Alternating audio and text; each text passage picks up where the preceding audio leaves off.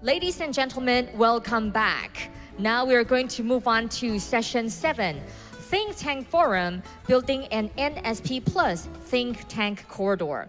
First, we would like to invite Dr. David Santoro, President and CEO of Pacific Forum, the United States, to give us a plenary speech. And the topic is the future of the Indo-Pacific and the role of Taiwan. Please welcome President Santoro. Well, hello, everybody. Distinguished ambassadors, officials, Chairman Chow, honorable guests, colleagues, friends, ladies and gentlemen, good afternoon. My job is to make sure that I keep everyone awake after a great lunch, so I'll try to do this. I also want to say aloha to all of you, as we say in Hawaii. It is a great honor for me to stand before you and speak at the 2025 Yushan Forum on the future of the Indo-Pacific and the role of Taiwan. And I want to thank the Minister of Foreign Affairs and the Taiwan-Asia Exchange Foundation for the kind invitation. We at the Pacific Forum have done a tremendous amount of work on Taiwan and with Taiwanese friends over the years. It was a priority of the Pacific Forum long before my time, and it is and has been a priority for me as well as it should be as a US foreign policy think tank that focuses primarily on the Indo-Pacific. It is, after all, impossible to think about the future of the Indo-Pacific without thinking about Taiwan. And I think that was true yesterday. It is even more true today as clouds are building and the possibility of a major contingency over the island is becoming, unfortunately, increasingly possible. And I want to make that very clear. I think a major contingency over Taiwan is not a theoretical or a future problem. It is a very real present problem, and the Ukraine case has shown that major contingencies cannot be ruled out. Now, we in the United States used to talk about China as a potential future military threat. Not anymore. I think it's fair to say that China has arrived. It is a military problem right now, and the problem it poses extends way beyond Taiwan, even though it is most severe and would be most strategically consequential if it materialized over Taiwan.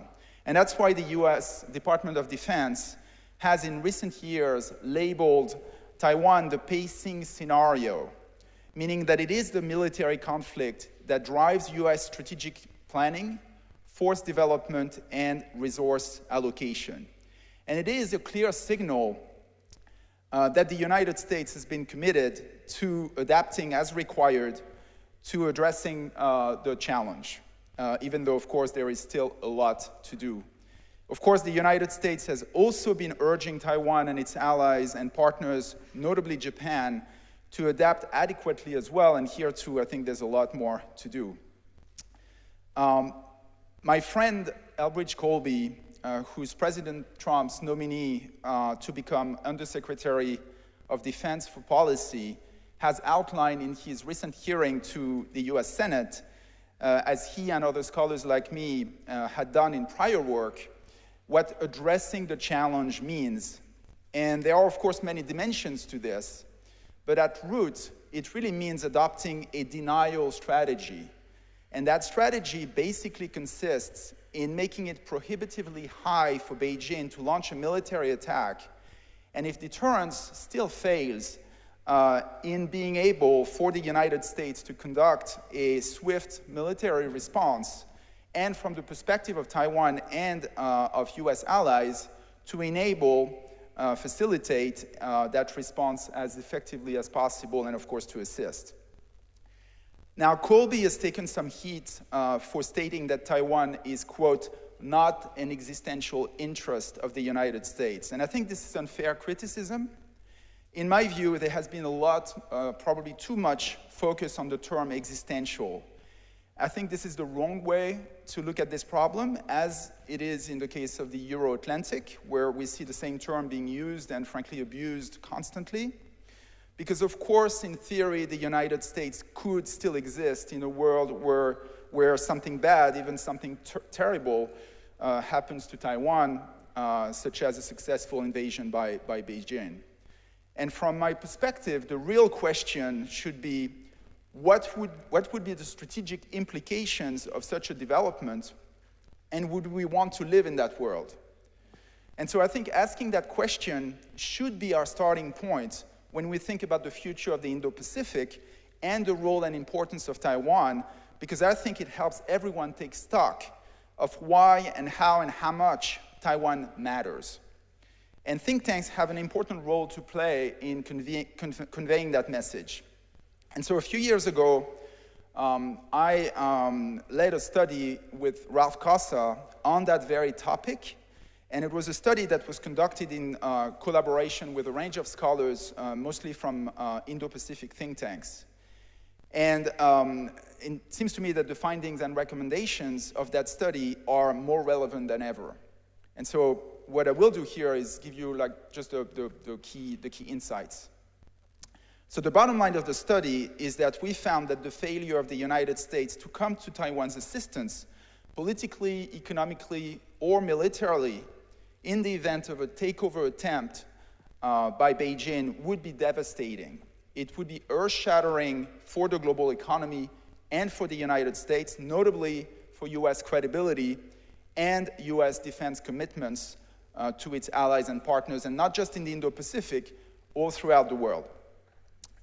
US allies and partners, in reaction, would likely pursue their own interests aggressively and with impunity, and the net result could be nuclear proliferation by some, which would, of course, increase tensions and lead to crisis or wars. And some allies may break their alliance with the United States, and others may even get closer to China. China would likely eclipse US power and influence in the region, and China would be emboldened to conduct aggressive actions, more aggressive actions elsewhere, and others could be tempted to do the same, notably North Korea or Russia. There is also the possibility that North Korea or Russia would seek to benefit from a contingency over Taiwan by pressing directly or indirectly their interest elsewhere as the contingency over Taiwan is taking place. And because Taiwan is in a strategic location, Beijing seizing the island would mean that Beijing would gain unique military bases and intelligence facilities, and would essentially have access deep into the Pacific. Beijing would be able to hold US forces in Okinawa and Guam at risk, and invade vast territories in Japan and in the Philippines, while also strengthening its domination in the South China Sea and Southeast Asia. And Beijing could, of course, also deny the United States and its allies the ability to maintain a forward presence in the Pacific. Now, a possible development of a takeover by Beijing could nonetheless be the establishment of an Asian equivalent to the North Atlantic Treaty Organization, NATO, to prevent further adventurism by Beijing or to retake what was lost. So our study found that a US failure to act or to be successful in pushing back against Beijing could actually create momentum for such a development, because as some study authors have pointed out, and I quote, "Turning and running is not in America's DNA." Still, the study concludes that taking major action now to prevent the worst is imperative. And it means, from a US perspective, continuing to adapt the military, encouraging Taiwan and its allies to adapt as well, and adapt a lot faster than has been the case so far, and also to building and strengthening a collective defense and deterrence architecture, if you will, in the Indo-Pacific, including by bolstering extended nuclear deterrence. Another important fact, our study found that US policy vis-à-vis Taiwan, which has long been a policy of strategic ambiguity, is appropriate and should not be abandoned to give way to a policy of strategic clarity. That being said, while ambiguity should remain at the policy level, the United States and its partners should show Beijing that they are operationally capable of responding to a contingency should one emerge. And so from our perspective, this is what's most likely to yield to positive results. This is where the work needs to go. And so in the end, it really matters little if the United States can still exist in a world where Taiwan is attacked or taken over by Beijing, because it's not a world the United States would want, and frankly, it's not a world that most regional countries would welcome. It would get us to a very dark place, and it is therefore incumbent on us, the United States, Taiwan, and others, to work together to avoid that situation. And so just a few more sentences, I see my time's up. To return briefly to the topic that was assigned to me today, which is again reflecting on the future of the Indo-Pacific and the role of Taiwan.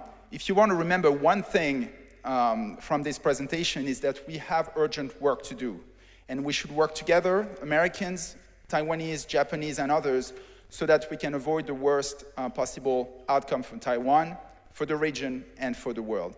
I think it is possible if we act wisely, quickly, and if we explain to our respective publics why taking action is so important. And again, I think this is where think tanks have a role to play in that process, and I want to think that we'll be able to rise to the challenge. Thank you. Thank you very much, President Santoro, for your wonderful sharing. Please come down to the stage as we prepare for the MOU signing ceremony. As mentioned by President Santoro, indeed, in this session, we are going to have a signing ceremony for the think tanks, because the think tanks can really play a very important role in forging more cooperation in the region. The Taiwan-Asia Exchange Foundation, TAEF, is a key think tank driving Taiwan's new southbound policy. And the MOU represents a shared vision for stronger regional collaboration, deeper engagement, and sustainable development. By joining forces, we aim to foster meaningful exchanges and create new opportunities for think tanks. And now we invite Dr. Xinhuang Michael Xiao, Chairman of TAEF, and President Santoro to say a few words. So we start with Chairman Xiao, please. Well, ladies and gentlemen, I'm very pleased to announce that TAEF is going to sign an MOU with our good friends, Pacific Forum, represented by President Davis Santoro. And we will start working together after we sign. Right after we sign the MOU, we'll work together.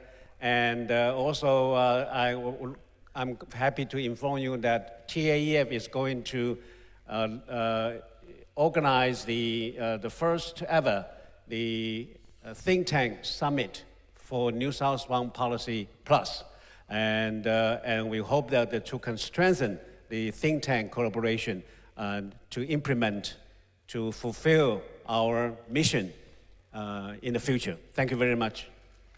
Thank you very much, Chairman Xiao. And now we invite President Santoro to say a few words. Thank you very much. Absolutely delighted to sign this MOU today. Chairman Xiao, thank you for hosting me and everyone here in beautiful Taipei. We look forward to doing very productive work together, starting, as you rightly said, right after the signing, which is happening now. So thank you again. Delighted for this partnership, and I look forward to working with you. Thank you very much. President Santoro, please take your seat. Ladies and gentlemen, and now it's time for the MOU signing ceremony. Chairman Xiao and President Santoro, please sign the MOU.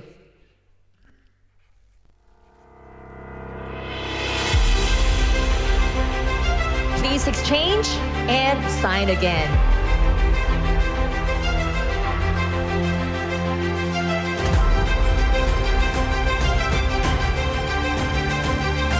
Thank you, Chairman Xiao and President Santoro.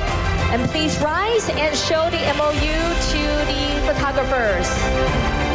A big round of applause. Chairman Xiao and President Santoro, please first look at the official photographer.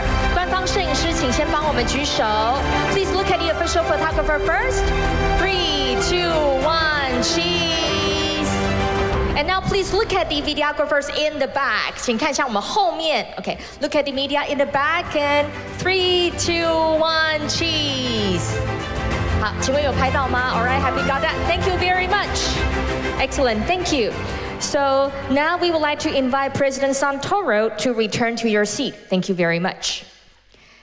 Moving on, we are going to have the MOU signing ceremony between the TAEF and also between the Asia Center Thailand. So now we're going to invite Dr. James Gomez, Regional Director of Asia Center Thailand, to come to the stage. Thank you. Thank you, President Santoro. So please take your seat. And once again, we invite Chairman Xiao to say a few words. Well, I'm not going to repeat what I just said.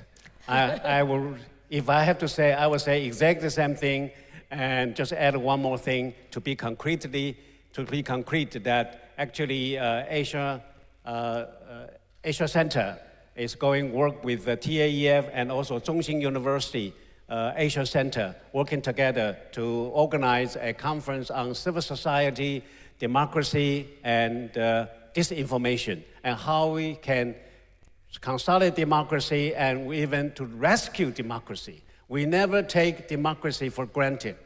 Taiwan's case proved we made democracy, we consolidated democracy. Now it's a time to keep its democracy alive. So I think this seminar will be very useful. Thank you very much. Thank you, Chairman Xiao, for the important message. And now we invite Dr. Gomez to give us a few words. Thank you, Chairman Xiao, for having us here. My name is James Gomez. I'm the Regional Director of Asia Center. Asia Center is best understood as a practice-based civil society research institute. We have very, very good footprint in Southeast Asia. We have a regional office in Bangkok, one in Cambodia and one in Malaysia in the south. We are now expanding our networks also to South Asia and East Asia. So I'm very pleased to bring to the partnership our extensive on-the-ground network to civil societies, and we want to bring civil society perspective on the issues that concern Taiwan more. So very, very happy to be here to sign the MOU. Thank you. Thank you, Dr. Gomez. Ladies and gentlemen, and now it's time for the MOU signing. Chairman Xiao and Dr. Gomez, please sign the MOU.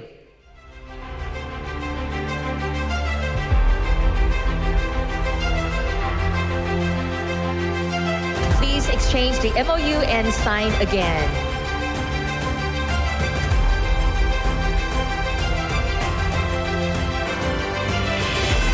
Thank you, Chairman Xiao and Dr. Gomez. Please rise and show the MOU once again to the photographers.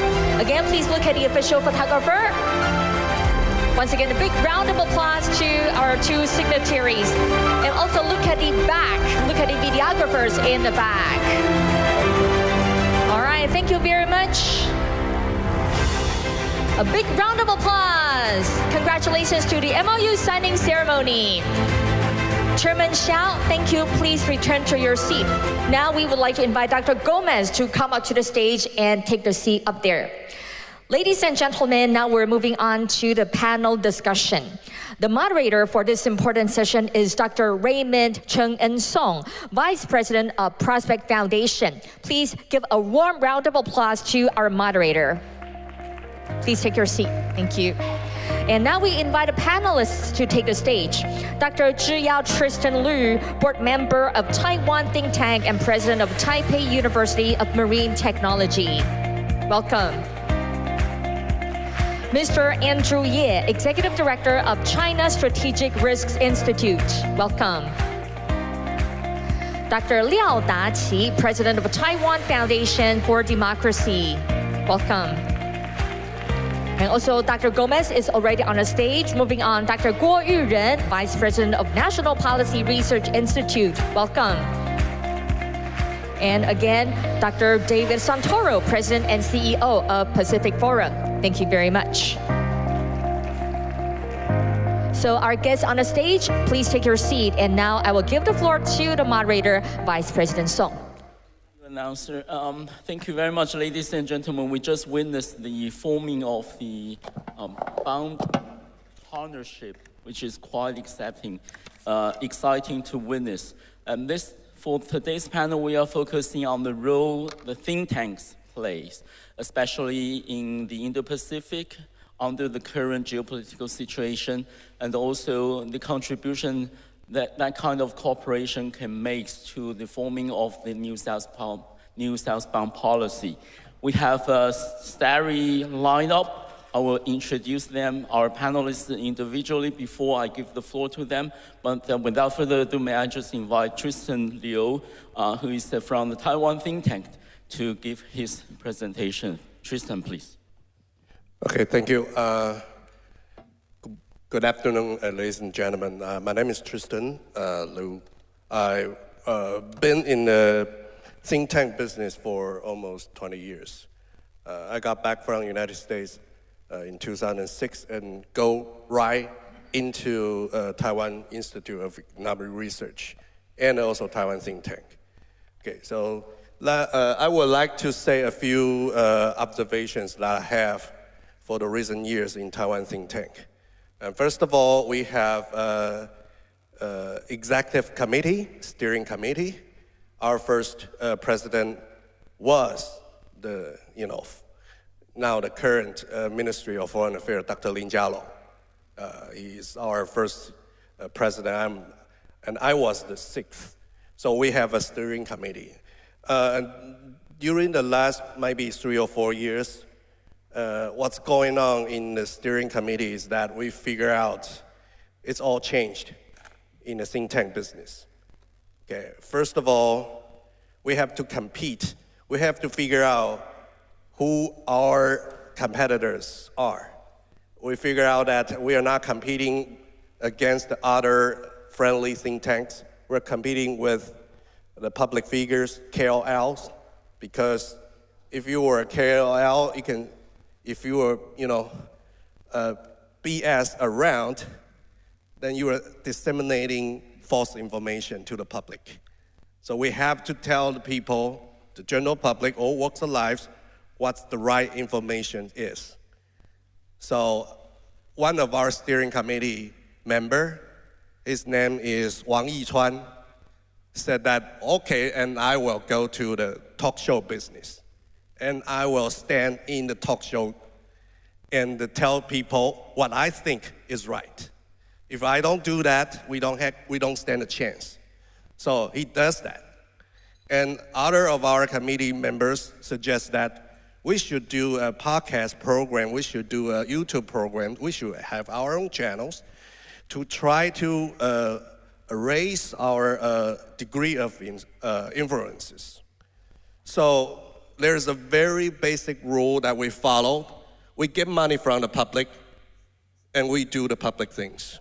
We don't get the money from the rich corporations, and we try not to speak for the rich people, but to the general public, what their concerns, bipartisan. I tried for the last 3 or 4 years very hard not to criticize the opposition party or the incumbent party's thing.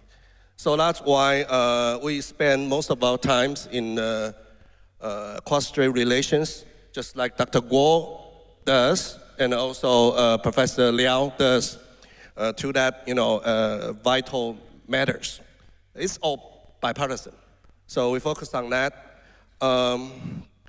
But we still have some challenges, especially financial challenges. If we rely too much on the government budgets, we will lose our level of independencies. And we are very lucky to have some, board members who have been supporting us for 23 years. But our predecessor told us that we should figure out a way to, differentiate and try to figure out a new way to do our fundraisings. So now we kind of want to try crowdfunding or stuff. I'm not sure whether think tanks in Europe or other parts of the world has been doing that, but we're trying in this very difficult Taiwanese situation, and also societies in which people don't take think tank too seriously. They all think, oh, there's a bunch of college professors. But to do that, we have to let the general public know we're a bunch of people who have sort of a scholar, background. Okay, that's not a sin, but we also care about, every day, timing issues, and also we have some experiential members from the government, from the industrial sides. So this is also two other aspects we want to put our efforts on. For example, we want to know more about the industries. Especially for the nowadays, we focus more on security industries or even military-related technologies. So this is one thing. The other thing is that, my time is up. And also some, social issues and security issues. So we even have some new members from the military fields. So I have to say that we have facing financial difficulties, but we have to step out and be more, elastic and be more, think about the other aspects. Okay, so my time is up, and I will. Thank you very much, Tristan, to present the Taiwan think tank's challenges in our speech market and also the financial challenges. May I invite Andrew Ye from China Strategic Risks Institute, CSRI, to make his presentation. Andrew, please. Hi, thank you very much. Well, it's really a pleasure and a privilege to be here. I realize I'm the only member of the panel that doesn't have a doctorate degree, so thank you for humoring me among such academic expertise. So I've been asked to speak about the future of Europe's engagement with the Indo-Pacific. I think we've heard President Satoru very eloquently put forward the US interest in the Indo-Pacific, but I think for Europe it's particularly challenging at the moment with closer threats from Russia at home. Why does the Indo-Pacific still matter to Europe? That's the key issue I want to talk about. But first, to give you a little bit of background on Europe's recent strategy towards the Indo-Pacific. Between 2019 and 2021, the UK, France, Germany, and a number of other European countries put forward their own Indo-Pacific strategies. And broadly speaking, these strategies aimed to understand the strategic significance of the Indo-Pacific region, both as a site of great power rivalry and competition, but also as a site of economic opportunity and cultural exchange. And since that time, we have seen some major achievements, some tangible concrete outcomes in terms of Europe's engagement with the Indo-Pacific. So for the UK, where I'm from, we've seen the UK join the AUKUS nuclear submarine alliance. We've also seen it join the CPTPP trading bloc. And we've also seen the EU Global Gateway, a development initiative, do a number of vaccination and green energy programs in the region as well. So there have been some tangible outcomes. But the problem I want to present to you today is the challenges that these now face. So notably, all of those Indo-Pacific policies that I showed you previously, they were all written before 2022. And in 2022, Russia invaded Ukraine, and then since then, the prime focus of Europe's diplomatic, economic, and military statecraft has been protecting against further Russian aggression and securing Ukraine's future. Recently, this has come under even further challenge, as former Secretary General Rasmussen put so eloquently yesterday, in terms of the uncertainty around President Trump's commitment to Europe. So this has exacerbated this problem. So there is a real concern that Europe simply does not have the resources to focus on the Indo-Pacific. The Indo-Pacific, perhaps, is a distraction from its first order priority, which has to be security at home. However, let me briefly outline two reasons why I think now is more important than ever for Europe to be engaging with the Indo-Pacific region. So firstly, is because regardless of whatever problems we might have close to home, the Indo-Pacific is still pivotal to European economic security. So the importance of the Indo-Pacific in global trade flows means that our economic interests are still reliant on a free and open Indo-Pacific. So China's aggression against Taiwan and increased assertiveness in the South China Sea threatens that stability and therefore threatens Europe's interests. But the Indo-Pacific is not just about risk. For Europe, it is also a major opportunity, an opportunity to strengthen our supply chains, particularly in critical goods and critical minerals, and also a major business opportunity for European firms. European economies are really struggling at the moment, so actually being able to access the part of the world which is contributing most to global growth is critically important. So that's the first set of reasons. The second I would look at is on countering grey zone threats. So this is, I think, a new one which has come in since many of our Indo-Pacific strategies were written. So European countries today face many of the same challenges as countries such as Taiwan or other partners in the Indo-Pacific when it comes to facing hybrid threats from Russia that you have experienced from China for a long time. So whether that is cyber attacks, increased incursions by air and sea, foreign interference and information manipulation, these are all areas where Taiwan and other countries in the Indo-Pacific have had a lot of experience in dealing with and which Europe can learn from. Just to give one very quick example that is very relevant right now, if we look at undersea cable infrastructure, both Europe and the Indo-Pacific have faced some of the same challenges. Taiwan has had a huge number of its communication cables cut in recent years, suspected of deliberate sabotage by China. And in Europe, we've had the same problem, both with our communication infrastructure and with our gas pipelines. Some of it suspected from China and some of it suspected from Russia. So just to end, because I realize my time is up. So a three-part strategy for Europe's engagement with the Indo-Pacific in an increasingly unstable and uncertain world, I think includes these three elements. So firstly, deterring China's aggression. Europe must protect its security interests in the Indo-Pacific through working with like-minded partners, whether that's freedom of navigation exercises or greater arms and dual-use exports. Secondly, deepening trade and investment ties, particularly when it comes to strengthening critical supply chains. There is so much that Europe can benefit from, not just in semiconductors, but in critical minerals, in future technologies such as next-generation solar. There is so much that this region has to offer. And then finally, strengthening cooperation on grey zone threats. Just to take that one example of undersea cables, there are so many areas in terms of international legal accountability, sharing intelligence, surveillance and monitoring. These are all areas where Europe and the Indo-Pacific can work more closely together. So these are just some of the areas that I hope we can continue to work on. Thank you very much, Andrew. May I ask Professor Dr.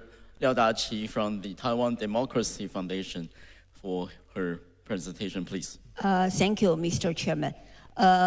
Chairman Xiao and also President Yang, he's still working on our distinguished guest. It's really my great honor to be invited here to present our TFD.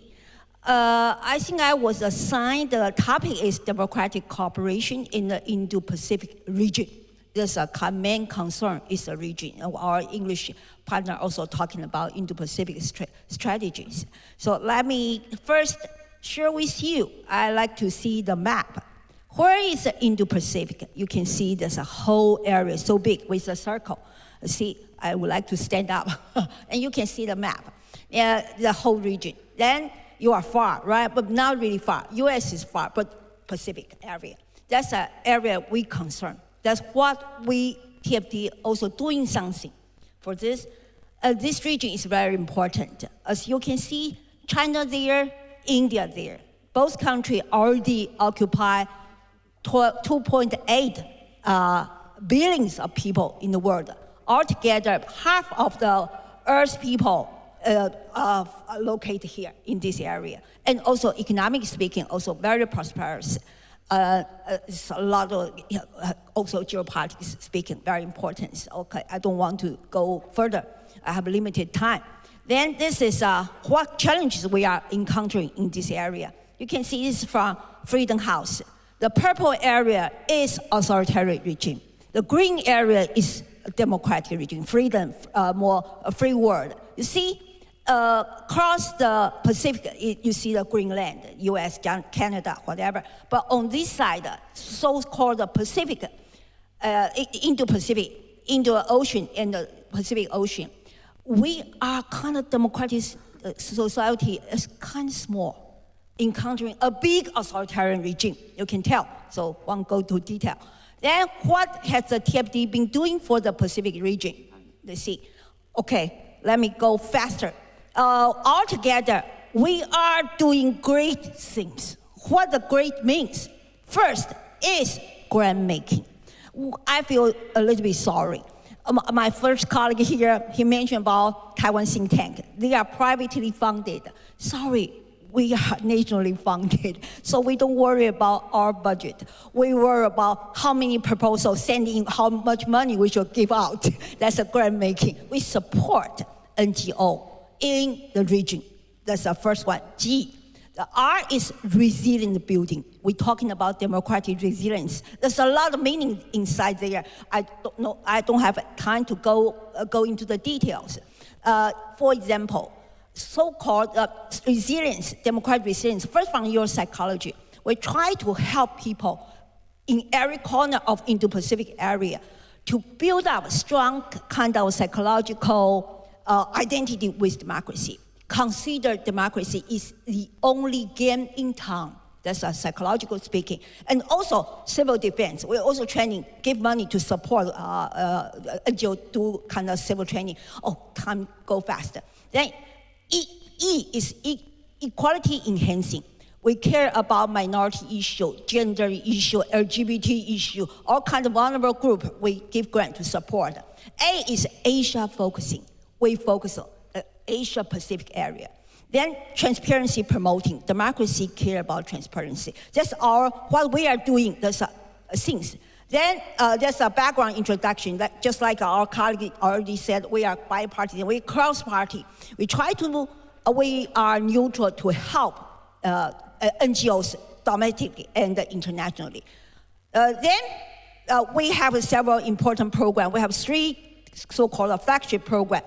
We don't have time to go through the details, but I will let you see what our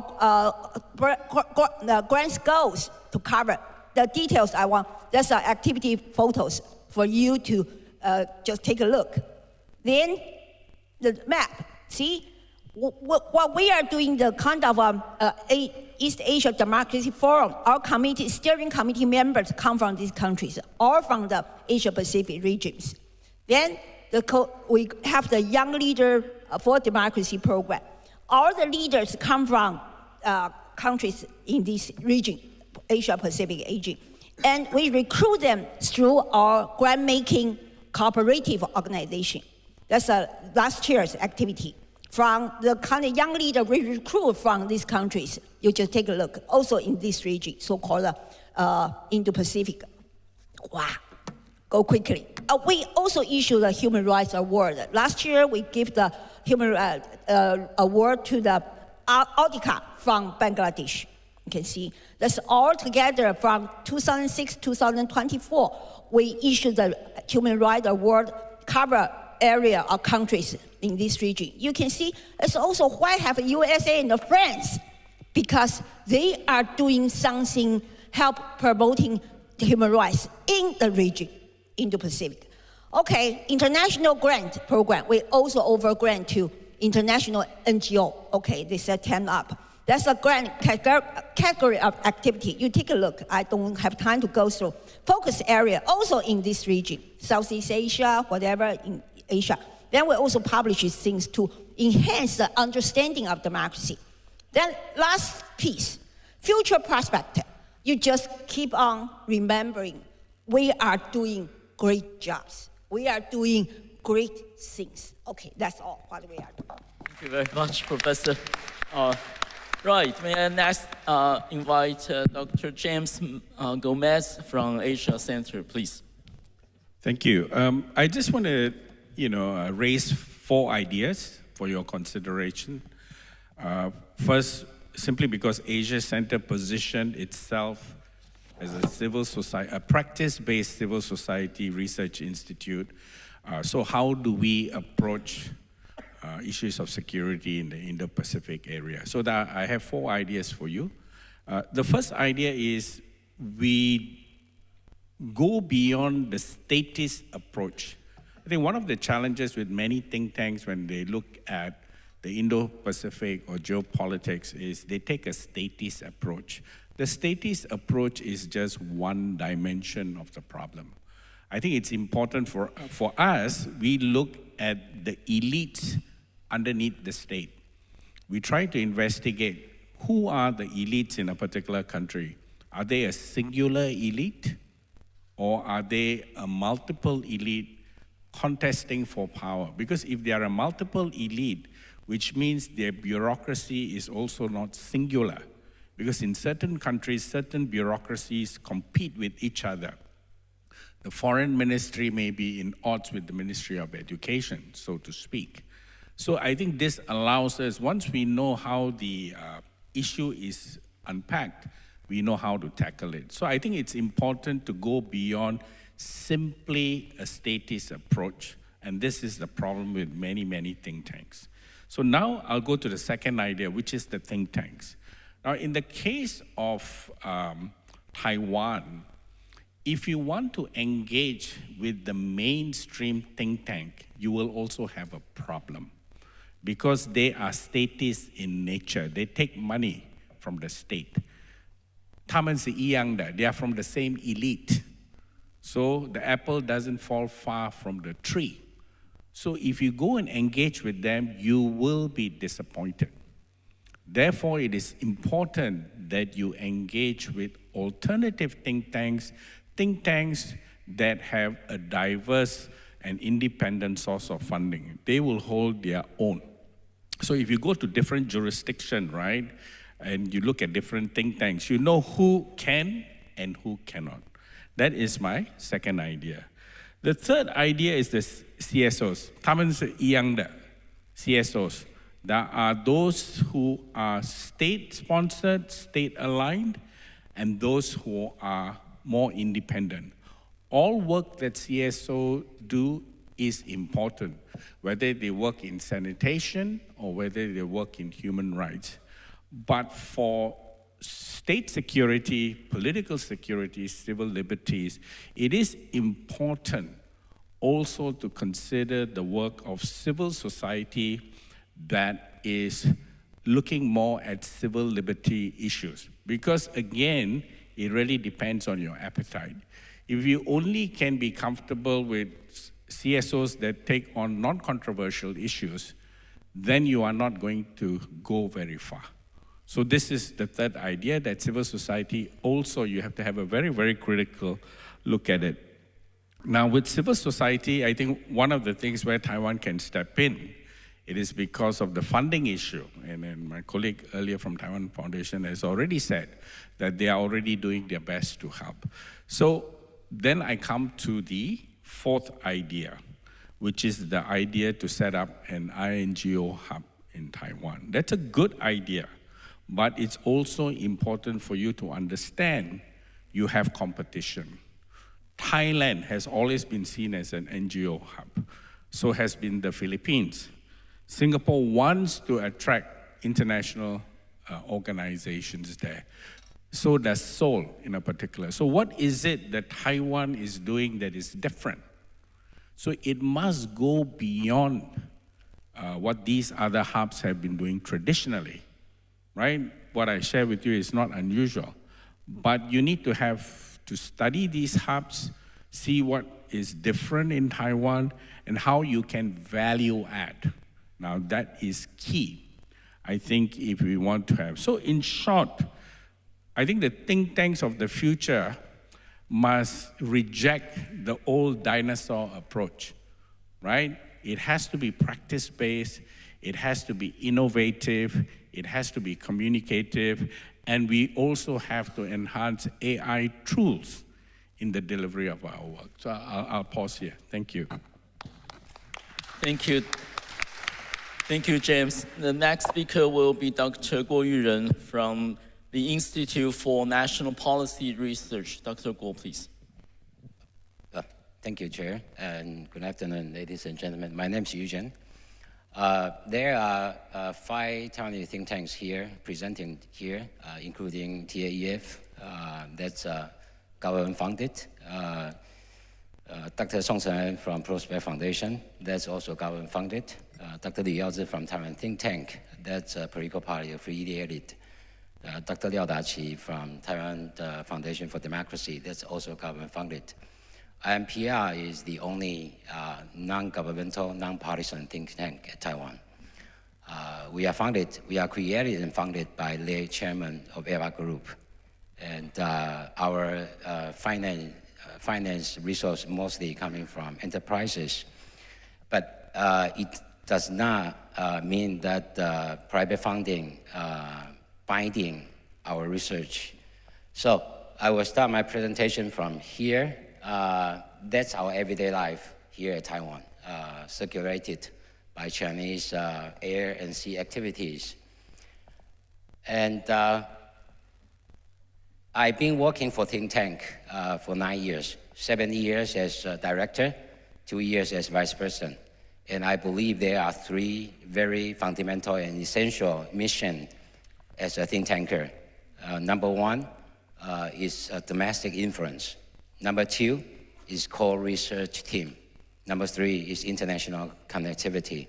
So I will use 3 words to include all these 3 major missions of a think tank. Number 1 is the niche. Since we are not competing, we never think of to compete with government think tanks, but we need to find our niche in order to increase our domestic influence. And number 2 keyword is flexibility in terms of organizing our own core research team. Again, not trying to compete with government think tank, but we are much, much more flexible in terms of agenda setting, in terms of team organization. Number 3 keyword here, I cannot see it because it's too far away. It's narrative in terms of international connectivity. As a think tank of Taiwan, positioning in such a unique location and situation in the world, I believe Taiwanese narrative among many, many different international dynamics is very important as a think tank to speak for Taiwan. So that I find it's very difficult. So no, it's okay. I can just stand. So number 1 is domestic influence. Again, the key word here is a niche. So what we try to do is try to be complementary to the government think tanks or party think tank. Our response is much faster. So whenever there is a big thing happening internationally or domestically, we could have a forum right next day. But the government think tank can never do that because they have to go through all these administrative trouble. And we are much, much more precision strike comparing to our government think tanks. Because again, they have all these red tapes they have to go through, but we do not.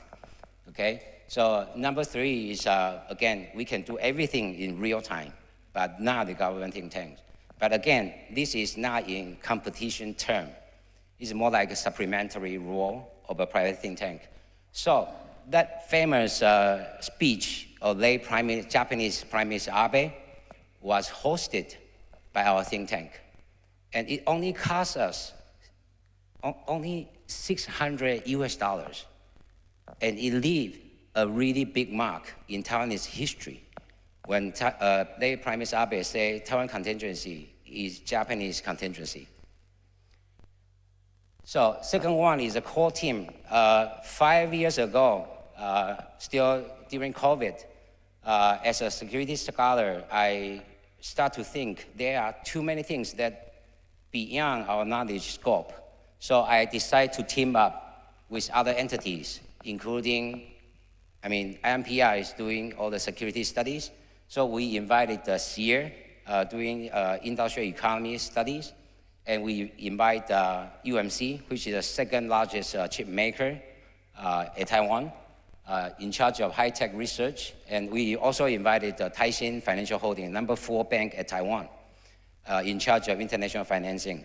So because of the complex of issues and problems internationally, so we formed the core team 5 years ago, and it worked quite well. And lastly, it's international connectivity. Again, we play the role for voicing for Taiwan and to increase our partners' situational awareness about Taiwan, and also increase our partners, international partners' engagement to Taiwan. So we have a lot of partners internationally, but my time is running out.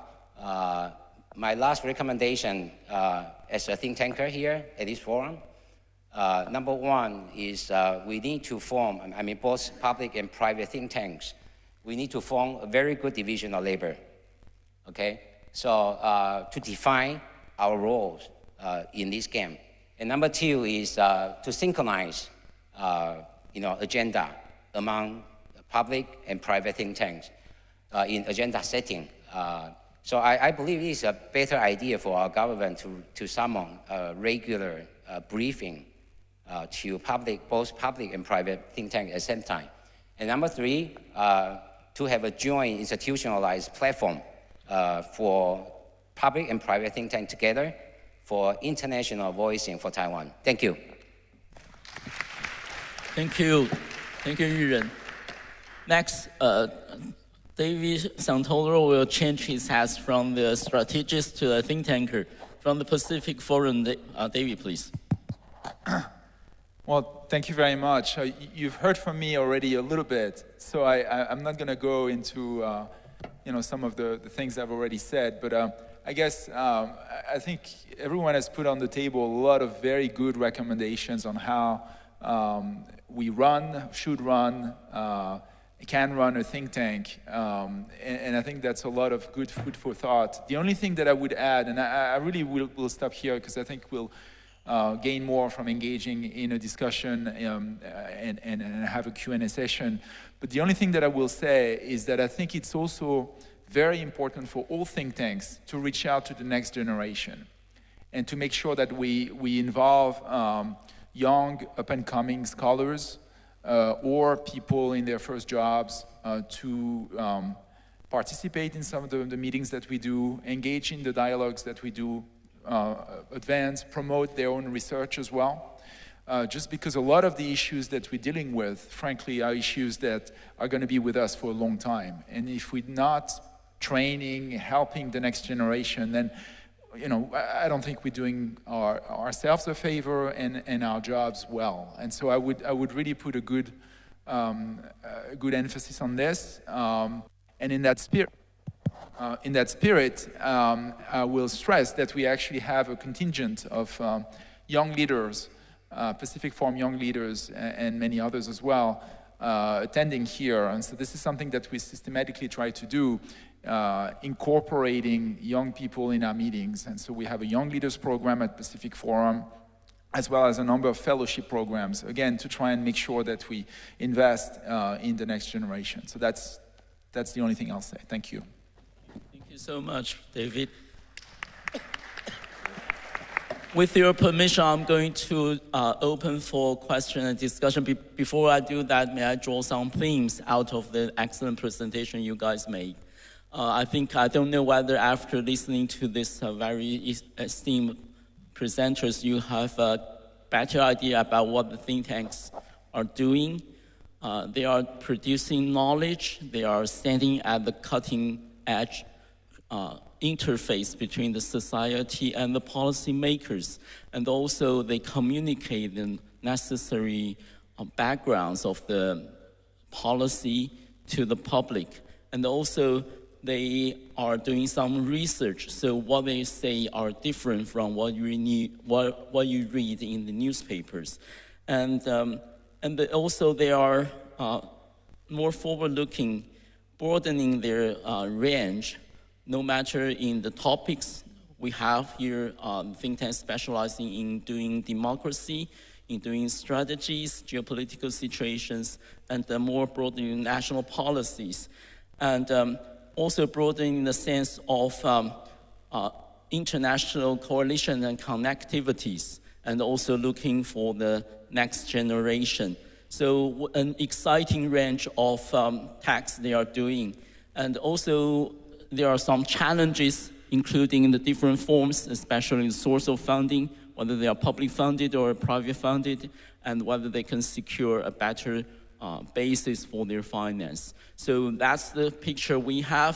So I'm going to open for questions. Do you have any question that you can ask individually for the panelists, or you can express some reflections about the themes they presented? Yes, please. We have a question over here. Thank you so much for such a great presentation. My name is Kie Kang, and young leader from Pacific Forum, so I will appreciate to Dr. David. I have a question to anyone, so anyone can just answer. Is there some difference between the Tsai Ing-wen's and the Lai Ching-te's administration's policy regarding the think tank business? Thank you. Could you please repeat your question? Thank you. Is there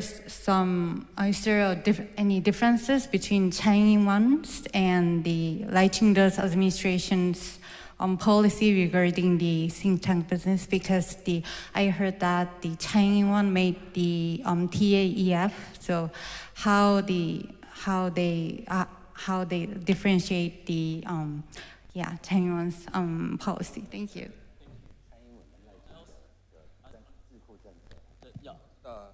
Think tank policies between the different administrations in Taiwan.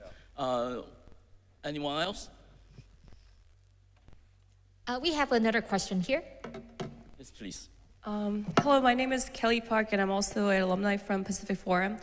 Thank you for your insightful knowledge and insights about the think tank. My question is related to the role of think tank in connecting policy and private sectors, especially when we talk about critical emerging technology or semiconductor industry, AI governance. I think think tanks are playing a more critical role. I would like to hear your thoughts about what are your think tank's approaches to inviting these private sectors, technology companies, and how to bridge their connections with policymakers. Thank you. Thank you. And here and here and here, we have three questions. Yes, please. Hi, thank you. Sasha Chopper from Institute for National Defense Security Research. My question is for Andrew.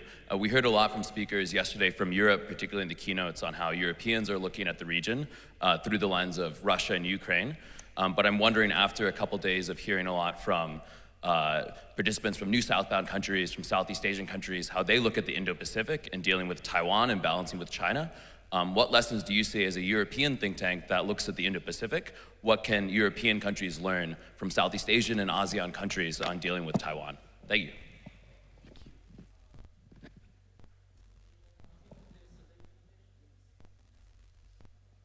Hi, thank you so much. My name's Emily. I'm from an independent media here in Taiwan. So as students, media, we rely heavily on the publishing that comes out of think tanks world. So first of all, thank you so much for all the work.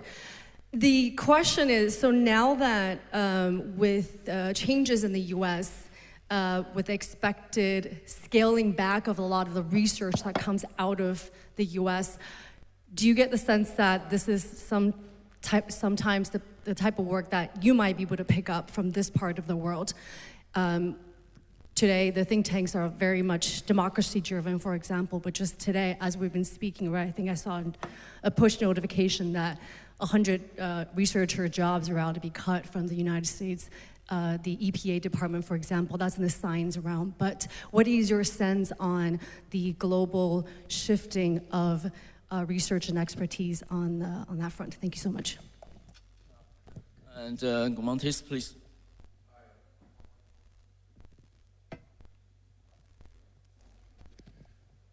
Hi, my name is Guillermo Leillery. I go by G-Man. I'm at INDSR. I have a general question that might be more difficult to answer by the think tank representatives. Your organizations are called think tanks, but I think a lot of people want to know what think tanks are doing. And one of the think tanks in the United States said that they are a do tank, not a think tank. So how do you measure your ability to be successful to the society that you help? How do you measure that success? Thank you.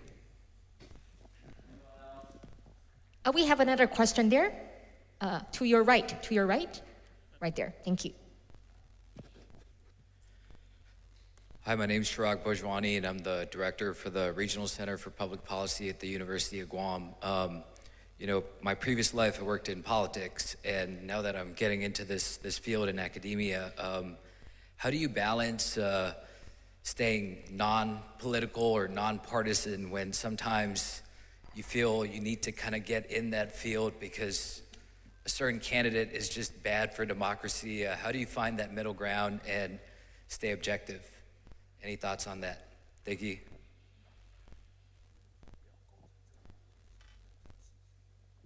Thank you. Anyone else? We have one in the back. Yes, please. Alan. Thank you for giving me this chance. I think I would like to learn from all the experts and also leaders. Regarding the earlier remark that we decide to advance the think tank corridor, which is tangible, and also echo to one of the gentleman's question, think and do tank. I would like to learn from your insight and your comment on how your institution can partner with Taiwan to enable the construction of a think tank corridor. What will be that kind of proposal in your mind? Is that a mechanism and consortium or any kind of the networking process? I would like to learn from your insight and comment on this. Thank you very much. Thank you. Thank you so much. If there is no one else, I'm going to ask our panelists to give their feedbacks. May I check the time? This session will end at 20 past. Yes. So we'll still have 16 minutes. Yeah. So we have on the list of questions about the role of think tanks in terms of the differences of the Taiwan's administration's policy to the think tank, and how do we bridge the think tanks work with the private sectors, and how are the challenges brought by the latest U.S. changes in policy, and also whether there will be influence about the work the think tanks are doing, and how do we measure our effectiveness, and how, of course, the European ones I will leave to Andrew, and how do we connect from the bridging to making a corridor, especially for the new southbound policy. So may I take the reverse order, and of course, each panelist could choose what's the aspect you want to address. So David, could we start from you, please? Sure, happy to start. On the private sector question, great question. I think the way I like to look at the world right now is what I call the golden triangle. You have geopolitics, geoeconomics, and technology, and you see them actually merging increasingly. And so you have to engage, frankly, not just the private sector. You have to engage academia, yes, the private sector, governments, and in my case, because I do a lot of strategic work, the military. And so how do you do it? Well, I mean, if you, like Pacific Forum, a forum that is focused on convening and bringing people together, then you have to have a bigger reach and make sure that you bring the right people in the room. So that's pretty much what we've been doing. We just have to reach out to more people. But it is absolutely something that think tanks should be on the forefront of. Let me look at the other questions. Well, I'm not going to take on the question on the reduced funding in the US, because I am in the US. I'll let others respond about this. The only thing I'll say about this is that the reduction of funding for research somewhere does not necessarily mean that it will increase elsewhere. I hope that's the case. I just don't know that this is true. How do we measure success? Great question. This is a problem that funders also struggle with, because when we apply for funding, they say, explain to us how you can actually show that you are actually delivering something that's helpful. I don't think there's one answer. It depends on what you do. Sometimes when we are asked to do a piece of research, well, it's the quality of the research, it's how much it's distributed, how much it's read. That is a measure of success. When you have to run a meeting, it's whether you manage to bring the right people in the room. I used to do, for instance, a lot of work with Myanmar.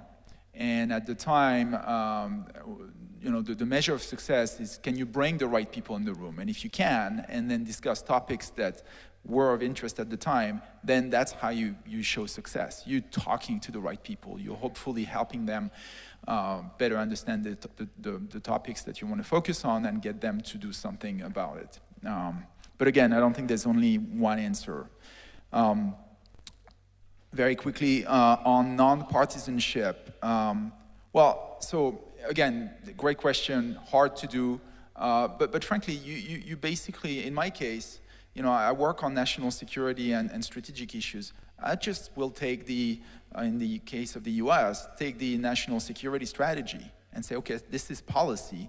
How can I be useful if I work with a government agency to give insights or get insights or help see what that means or help even just implement it in better ways.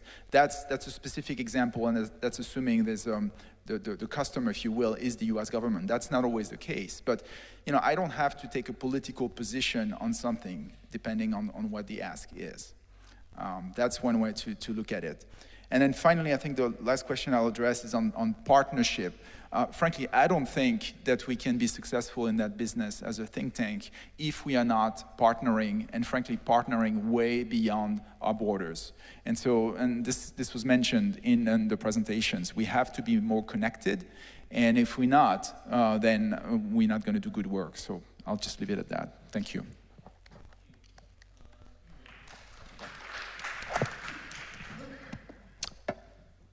Thank you again. I will respond to Jimen's question just now, how to measure how we have been doing.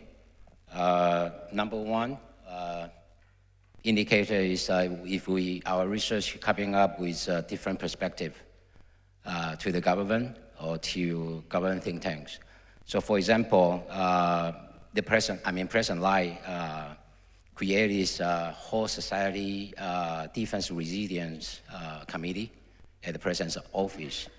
And he mentioned a lot of resilience, including civil capacity, communication, transportation, all the things. But one thing is lack of psychological resilience. Taiwan is not Ukraine. The territorial size of Ukraine is like 19 times larger than Taiwan. After 3 years of war, you still have very clear conflict zone, war zone, and peace zone at Ukraine. That's not going to happen to Taiwan. Any corner of Taiwan entering combat, the entire island is conflict zone. So our people need to have psychological training to experience and to establish our psychological resilience. Otherwise, all the training you give to the people is going to be in vain during contingency. So that was our research conclusion, very different to the government report. And number two indicator, of course, the responses, the reactions from our clients, mostly enterprises or banks. We can see their reaction from their feedback. So usually if we get the better reaction, we get more funding. So that's very realistic. And number three is we also measure our achievement from media presentation. As I mentioned, we usually host very real-time forum after big thing happen internationally or domestically. So we kind of function like anti-public opinion warfare from China. So if you are familiar with these three warfare, psychological warfare, law warfare, and public opinion warfare against Taiwan, I think as a private think tank, one of the most important functionality is anti-public opinion warfare from China. Anything happen internationally or domestically at Taiwan. So that's to Jimen. And secondly, I mean, as a think tanker or think tank at Democracy, I found it's sometimes it's quite frustrated. So for example, we've been talking about like this gray zone, talking about these Trojan horse at Taiwan. But I mean, please get on the website of our defense ministry. I mean, the virtue of democracy is, of course, transparency and accountability. But I mean, get on the website of our defense ministry and go to public procurement section. You will see things unbelievably existing in that website, including like maintenance contract for our air defense radar, including maintenance contract for our naval vessel. That's open for public bids. So when we are talking about we are spending so much effort and time and money increasing our defense resilience, but you are why open the door for China to penetrate, to infiltrate our democracy? That's not right, especially for a country like Taiwan. So as a think tanker at Democracy, sometimes I found it quite frustrated. Even though we make many times recommendation to the government, you should have special measure for the critical infrastructure protection or military procurement. But after so many years, nothing happened. And number 3 question on how to incorporate high tech to the works that we do at think tank. As I just introduced, I formed this team like 5 years ago. And we also invited UMC, which is a very, very big chip maker. We invited their team to join our meeting, and the meeting is very frequent. We host a meeting for these 4 entities, once in 2 weeks, and then we draft a report right after the meeting. So that way we share the scope of our knowledge to each other, share different perspectives. And last question is think tank policy. I mean, the major difference between Tsai Ing-wen and Lai Ching-te administration. President Tsai did a terrific job in establishing large-scale think tank in Taiwan like INDHR, and then increase funding to a lot of government-affiliated think tank. And I think it's good. Yeah, but as a private think tanker, that's bad for us because they are observing, they are taking all the money away. So, but we, again, as a private think tanker, we are very flexible, we are very creative. So we always find our niche to be supplementary, to be complementary to government think tank. Thank you.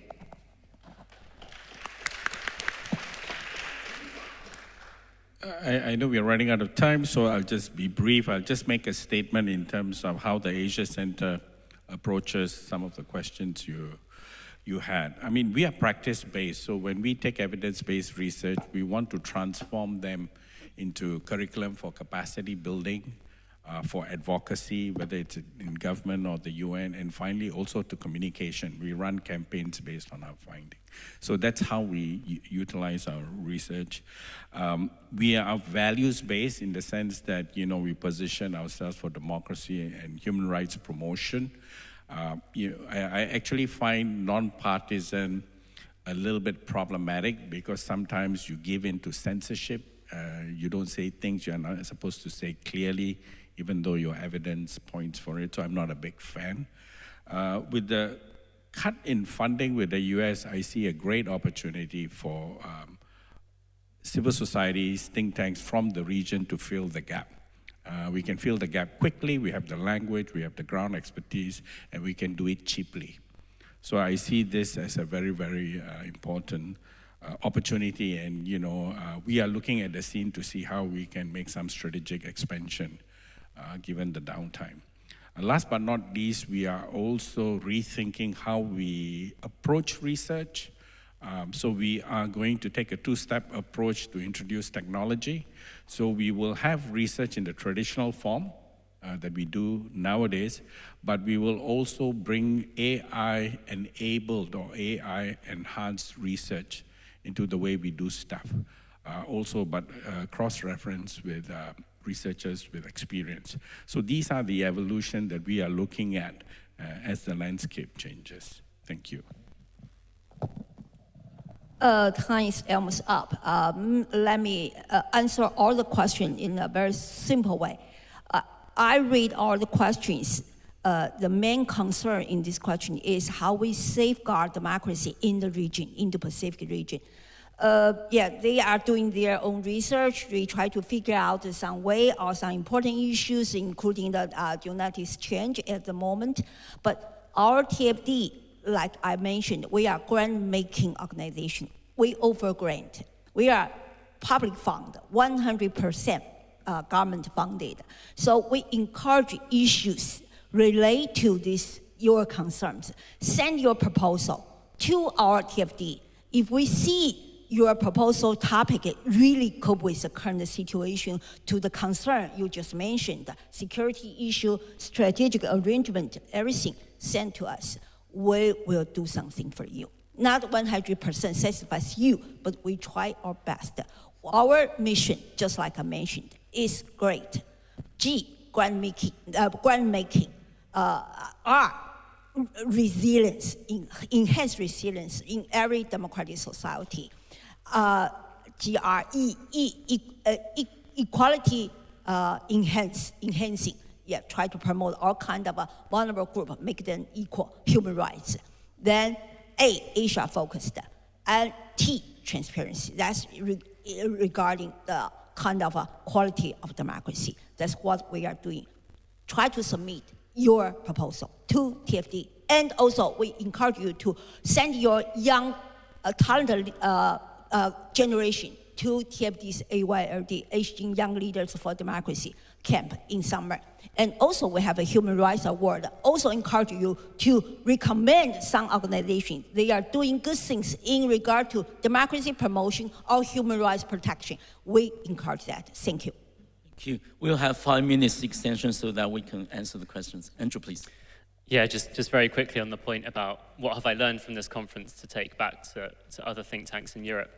I think there's a tendency within Europe to see Taiwan as a political football between the US and China. And you saw that in President Macron's comments a couple of years ago where he said, you know, Europe doesn't want to get pulled into a US-China rivalry over Taiwan. But actually, I think what's become quite clear over the course of this conference is how much Taiwan matters not just to the US and China, but to Southeast Asia and to the rest of the Indo-Pacific as well. I mean, I think some of the comments we heard from the trade representatives and diplomatic representatives earlier today was staggering. You know, the fact that an equivalent of 11% of Singapore's population visits Taiwan each year, or that Taiwan is the number 4 FDI partner for Vietnam, more so than PRC. You know, these just show the huge and deep impact that Taiwan is having in this region. And I think Europeans need to better understand just how much Taiwan matters, not just to Europe, but also to Europe's partners in the Indo-Pacific region. And if we can really begin to listen more to Indo-Pacific voices, then we will realize why it would be so appreciated if Europe did more in this region to support peace and stability. So I think that's my key takeaway from this conference. Okay, I just wanted to share my experience in answering all the questions. First of all, we have hidden agenda. We divide our board members by 3 parts. 1/3 from the senior political figures. Like our current president, he was the former deputy prime minister. Okay, so 1/3 of them. The other, and the second, part is from academia, okay, with specific domains, so that those guys can dig into the particular ministries and get to know their senior officers and work on the projects for more than 10 years. Okay, so that's 1/3 of it. The other 1/3 of them are actually from the industrial sides, industrial world. So now we also expand our industrial support to 400 multinational companies and small and medium-sized companies. We don't pick companies. Whatever who is interested in, policy making and the democratic process, we will welcome all of them. So we got members from UMC, we got members from TSMC, from banks, from every industry. So we try to mix them. Finally, for think tank presidents, don't pick expertise. You walk around. Like me, I walk around 9 different ministries. I don't put limits to the think tank leaders. So you have this synergy, you have this, different aspects, and you get to know, you get to build trust as many people as possible, and you get them together and work out solutions. And former President Tsai Ing-wen and also current President Lai Ching-te, they all know that kind of, techniques to use people, to leverage their expertise. So I think it is also pointed out a way why we should march in the future. Thank you. Thank you, Tristan. And I let you to use up all the time so that I don't have to answer questions. But may I just make 2 points? Echoing Yuren just said, I think today, especially for us, the Parchba Foundation, much of the work is to critically think the current issues and probing deeper, because there's so many misguided belief or just quick propaganda works towards for some political purposes in this digital age. So the think tankers need to really read the primary source of materials and make your own analysis to reach to your own conclusions, so that you provide a voice that should be for a reference point for the general public, no matter how much prevalent the other channels news will flood the market. So that's the first point.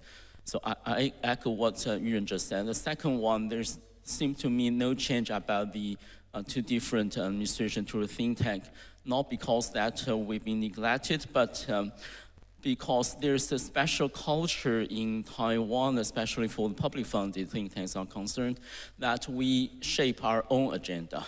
And the government allowed us to, this room to interactively shape the agenda we have, to whom you will get engagement with, and to what kind of diplomacy or alliance you are going to form.